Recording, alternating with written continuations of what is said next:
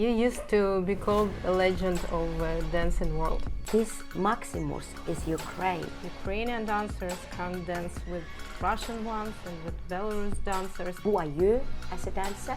What is your instinct to move? What inspires you? Greatest fuck up. I loved practicing. What advice could you give to Ukrainian dancers? Incredible. Hanna, you used to be called a legend of dancing world. But I think that from now on, for these 3 days, you can have one more title as a hero. Because you came to Ukraine in such an insecure time, and you're actually the first foreigner, the first dancer who are not Ukrainian and came to visit Ukraine and give so much to Ukrainian dancers, because for this half a year almost we need very much support of international community, international dancing community, and you came to us and you're giving this to us. Could you share your impression of Ukraine and Ukrainian dancers during the war? Yes, I can. Firstly, what I would like to say, that to me it's a privilege and I'm humbled to be here. I wouldn't like to think about any heroes are here in Ukraine.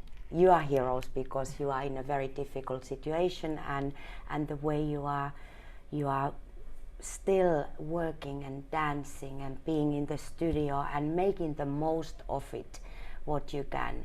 And it's a smallest thing for me and for my husband to come over to Ukraine. It's a little thing what we can do to try to be of any help. But my impression here, what I have felt these few days here in Kiev and the 3 days before in Lviv,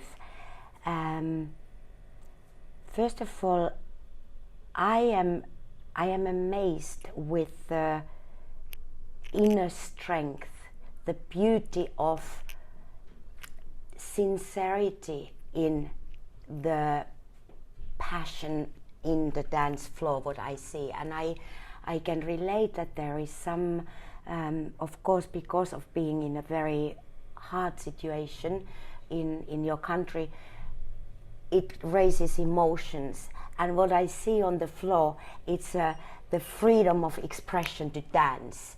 And that to me is very moving. I'm actually a few times quite emotional when I look at the dancers and the teachers and everyone here in the studio, which I spend most of my time when I'm here in Ukraine. And does it differ from the state of dancers when you've been to Ukraine before? I feel there is, I always connected with Ukrainian dancers. I always felt, I don't know, maybe it's because I'm from Finland, it's also a small country, there's certain similarities in history, maybe, I don't know, but I always have felt very comfortable, very warm with Ukrainian dancers and colleagues of mine from Ukraine. But now there is this more inner power, inner strength, and that is very, very beautiful to be able to see and experience here. I get inspired. Thank you. And it adds value to the dance itself. How do you think? This strength and this character, does it influence the dancing? Absolutely, absolutely. It's all connected. Dancing is an art form that requires a lot of skills, fundamental skills, and mechanics and technique. But it's also an art form that has a big emotional side, feelings, and these special moments that your hair starts to rise up. Mine has already. Yeah, it's those moments, and that is very much, I have felt that here many times. And it's not only about something working really great in the dance, it's just the emotional intelligence behind it. It's wonderful. In this connection, I'd like to ask your attitude to the international situation in dancing world now, because for example, like we Ukrainian dancers can't dance on the same floor with those people who support. We can't do it on the same dance floor with Russian or Belarus dancers, and we do our best to resolve the situation, because well, you know, as a professional dancer, that tournaments, contests and so on is the main goal of all professional dancers. What is your attitude to the things which are happening now on the international dancing arena? There were shifts before Ukrainian crisis, and there are actually shifts now, because Ukrainian dancers can't dance with Russian ones and with Belarus dancers. What do you think could be the future of this development and the resolution for the situation now? First of all, one very, very important thing in my mind is to keep all dancers in Ukraine united and use that strength within in Ukraine. And I find myself in a difficult situation to say what is right or what is wrong. I am not neutral. Many people have told me that you should not raise your opinion, you should be neutral. For me, no. For me, art and sport is a place to show the support when there is war crimes going on. It's it's unexpected. You can't just it's a part of just life. Let it be. It's a part of life. Yeah, I believe, like, and it could be Finland, to be honest. It could be Finland. Yeah, it's very close. It's on the border. Yeah, and in fact it was when it was my grandmother and my grandfather were in the war, and there is similar war crimes happened back then in Finland, and it's not that long time ago. My grandmother and father, they are not anymore with us here, but it's not that many years ago that it was happening. So like, trying to capture what I want to say is that, first of all, I think we all need to take a stand, what we stand for. I stand with Ukraine, that's for sure. On this situation, that's where I stand, and everyone must do their own choice. This is not for me to say what anyone has to choose, but I think in this situation, in my opinion, we need to show where our support is. And where do all the rest of the world want to be, actually? Because if the world is about freedom and the world is about the choice to live how everyone wants, then they should show their opinion on this position. Yeah, and to me also to show not everyone can maybe physically do something, but emotionally show support, because I think it's as well very important for Ukrainian people. I would think so. Yeah, it's very valuable. Actually, it's this hashtag Stand with Ukraine. It helps a lot to us, and it gives strength, and we understand that people like you who come to Ukraine, who support different spheres of life like dancing, and it gives us forces to battle the crimes, so on and so forth. It's very valuable for us. Do you know, I have something very interesting happened to me when I came.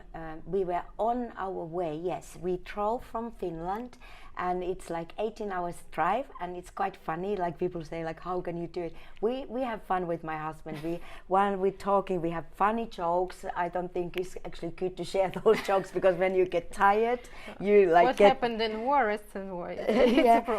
But then we came to Poland on the near Ravaruska, Rebenne side, and we stayed one night there, so that when we come to Ukraine, we are fresh and we can start to do what we have to do here.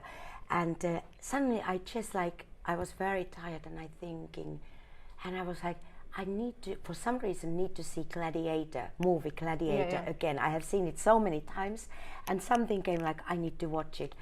And when I'm watching it, I'm like, this Maximus is Ukraine. He is fighting for freedom against evil. Yeah. And it's like Ukraine. And I was like, oh my God, like this is the reason I needed to see it, because to go back into that feeling, that's the same. Yeah, it's like an inside. Yeah. And from word to dancing, I wanted to ask on the subject of your today's lecture about partnership. Mm-hmm. You actually had a bunch of great partners, very different ones, from your first ones to Paul Kilig to Slavic Kriklivi, and they are very different personalities.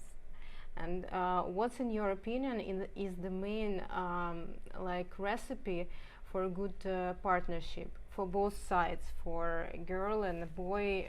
What are the main things which both partners should follow to make this great couple? Very good question. Thank you. I believe very strongly in our form of dance. The partnering is something, one of the most important things. Now, not talking only about physically knowing what to do, but actually emotionally wanting to be led and wanting to lead. And to, as like you said, from my own experience with different men, is always a different feeling. But it's so, I learned from every one of my partners something new. Someone has more with the body, someone is more with the hand, like a touch, like a magic hand. Paul would put his hand onto my body and I feel like it starts to like just already from little touch, you start to move with him. And then there's different qualities, but always is important to understand what is, first of all, you, who are you as a dancer? What is your instinct to move? What inspires you? And then to see what is in front of you, what kind of animal you have in front of you, how to respond, and to quick, to slow, to like a lot of different feelings. The communication between. Absolutely, it's all about communication. And in any communication, you can always have something misunderstood, but you always find a way if there is a will. If you want to, you'll find a way. And I believe that it's important to work together. I have always found myself, like when I'm, even now without not dancing anymore, but I feel like since little I have always had a partner. So we always do it together. And I still find that it's a strength. Like I always seek for that. Like with my husband, now he's my partner. So I seek that. And it doesn't mean that we always agree, not at all. But you kind of understand and you support, you respect each other. That's the respect, partnering, those are very, very valuable things. And both of the partners should want to have this partnership and should have the same goal. Yes. And not always is like both of the partners are loving each other every day, because sometimes you're like, it's no, like in life. and again, and again. But when you have the respect, then the base, when you have the base and the platform, you are pretty far already. And could you recall now the moment of your greatest success, your inner feeling, what you felt and what was that success? And your, I tried to change the word, but greatest fuck up. What were those two events and your attitude? It's the same answer for both in practice. I loved practicing. I still do. It's a way to connect your movement, your mind, your body, to find yourself. And often you probably get even further than in a performance or in a competition when you are involved. Like now, if I'm thinking, I remember practicing in London in Beckenham Dance Company. It's a ballet dance hall, and there is these red lamps which are just for heating, and I used to put them on and do rumba walks back and forward, back and forward. Sometimes I cry because it's like, and I want to take my shoes and throw them, but no, you have to respect and you go on and on. And I call them million miles of rumba walk. With red light. With the red light. And what is more fruitful and useful actually for the result? The success, the win, or instead the failure? Because when you fail, you learn lessons, and when you win, you have the result. What is more important for you personally? I would say yes, you absolutely learn. When you don't do so well, like if competition or show you don't feel good, like there's times that I feel like I want to go on the ground, and it's not for the audience, it's for what we know what we do and what we're trying to do. Yeah. Or sometimes not being emotionally, I don't feel happy about like how deeply I can get into emotionally, so I feel disappointed on myself. So then you learn more, because then you start to understand and think about what happened. But I feel both are equally important. One reason is that when you do good, this is the celebration. This is the moment that you realize yes, I can get there, until you again don't get there for a while. And then, so it's a wave. In nature also there is a wave. You need them both. Ups and downs. Yes, harmony. You're balancing it, and in both is good and bad. Mm-hmm. And what advice could you give to Ukrainian dancers who just enter dancing world and they just start and falling in love with dancing? What advice from your experience, from your dancing life, can you give them? Those small children who were dancing now in the hall. Yeah, I am very, very strongly still with my first coach. So not anymore in dancing, but still he's very important to me, because he was the one with who I grew up.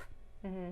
So his name is Markku Siltala, and he from Finland, and he taught me not only about dance but about life, not by saying but by showing. Yeah. Mm-hmm.